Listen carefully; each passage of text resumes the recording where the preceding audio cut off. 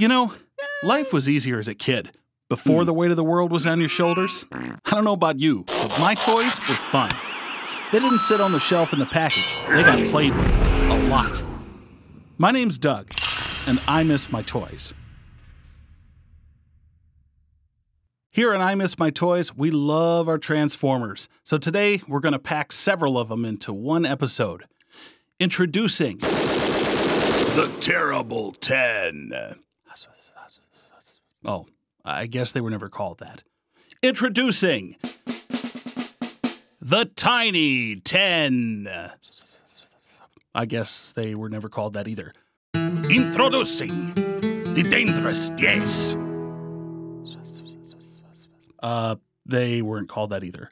Okay, these were simply known as Minibots, little pint-sized Transformers that were really cheap, great stocking stuffers.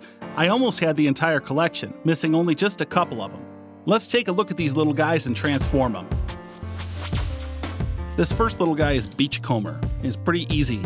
You're just gonna pull the legs down the front of the car. We're gonna turn him over, pull the arms out, flip the head up, and voila, that's it. A lot of these guys are pretty simple. For all of these guys, I'm just going to put the bio up on the screen. These are actual scans from the original packaging for all these bios. So years ago, I actually cut all these out and I saved them. And for each guy, we'll give maybe one fun fact from the bio about them. I'll post the rest of these bio pictures on Facebook. Feel free to go read them anytime you like. One of the things about this guy is that he had no interest in warfare, prefers long trips into the deserts and along the coast. So, you know, he's a romantic. He likes long walks on the beach. Okay, next up is Brawn, this little Jeep. He's a little bit more difficult to transform because everything has to fit together just so. So we're gonna start by pulling these legs out. And this is the tricky part here coming up because we have to get the sides out. But the legs have to be out of the way in order for the sides to come out.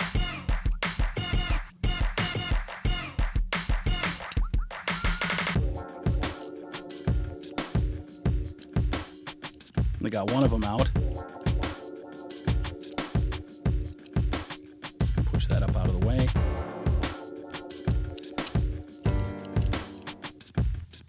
Here comes the other one. Okay, I'm gonna push his legs up so he'll stand up. Pull his arms down so that he can use them. And there's Brawn. Okay, one of the cool things about Brawn is that this little tiny Jeep is actually the second strongest Autobot. Probably the strongest being Optimus Prime. He can lift 190,000 pounds and knock down a small building with one punch. So this little guy packs quite a wallop. Okay, this next one is Windcharger. I always like this as a cool little Corvette. I'm gonna pull his legs down. It's the back end here. Flip him over. Pull the arms out. They're the entire rest of the sides of the car. One of them's stuck. There we go. And push them down.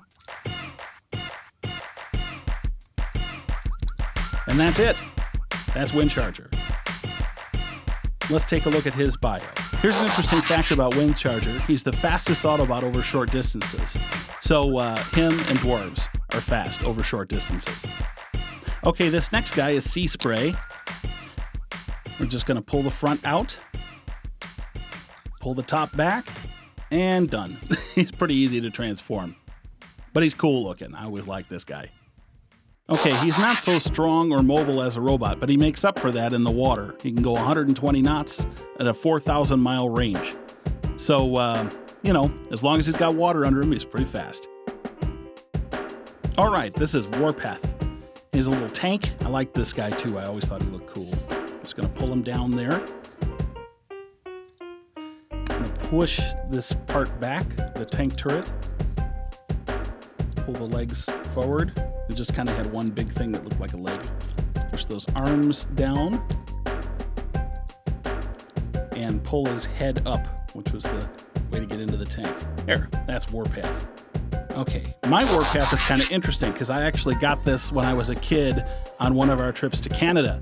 So he's in English and French. So not only was he Warpath, but he's also Projecto. Anyway, And as you can see here, all the scores are in English and French. I always thought that was kind of neat. And in his bio, everything's listed in kilometers instead of miles, because in Canada they use kilometers. All right, this is Power Glide. We're going to start here by pulling down the feet and legs. And we're going to fold these wings up and turn them upwards. I'm going to move him out a little bit so we can turn his head around. There we go. And we're going to pull the arms out. I always thought these arms were kind of cool, even though they're very big. And there he is. That's Power Glide. Okay, it says here that Power Glide's a bit of a show-off, and he's very proud that he's one of the few Autobots that can fly. Of course, this hubris gets him into more trouble with enemy planes than he can handle. Okay, up next here, this is a mini spy. Watch him go.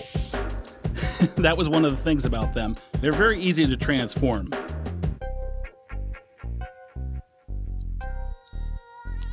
As you can see, that's it. The mini spies were a little extra thing that used to come with some of these other robots.